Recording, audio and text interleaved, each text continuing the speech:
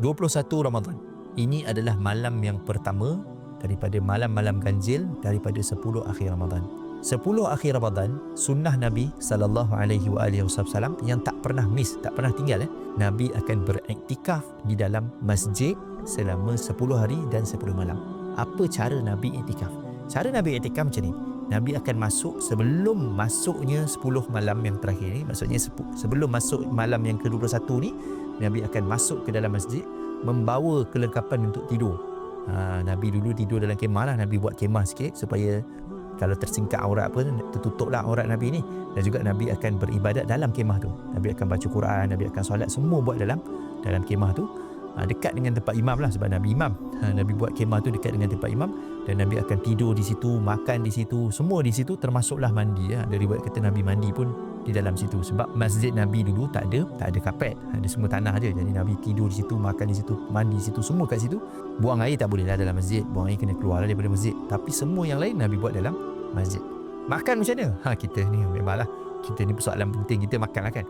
Saya dah cerita dalam siri-siri yang sebelum ni bahawa sunnah Nabi SAW di dalam bulan Ramadan dan bulan-bulan biasa pun Nabi ni makan sikit je. Tak ada apa pun makanan Nabi.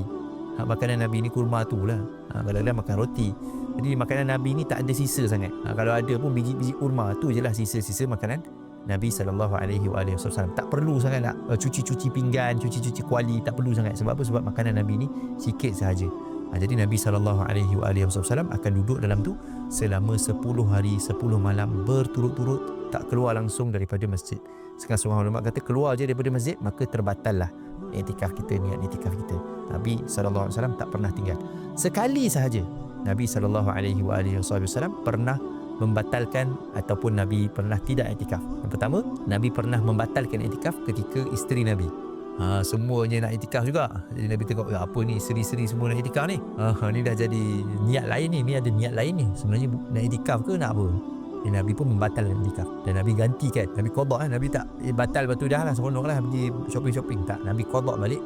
Nabi iktikaf dalam bulan Syawal. Yang kedua, Nabi pernah tidak beriktikaf ketika Nabi nak membebaskan kota Mekah. Pembebasan kota Mekah berlaku di awal bulan Syawal. Maksudnya perjalanan menuju ke Mekah tu berlaku di 10 akhir Ramadan.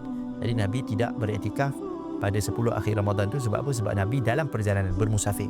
Tapi Nabi qada juga. Nabi qada pada tahun depan, tahun terakhir hijrah Nabi SAW, Nabi beriktikaf selama 20 hari 20 malam. Itulah dia iktikaf Nabi SAW, sunnah dalam 10 akhir Ramadan.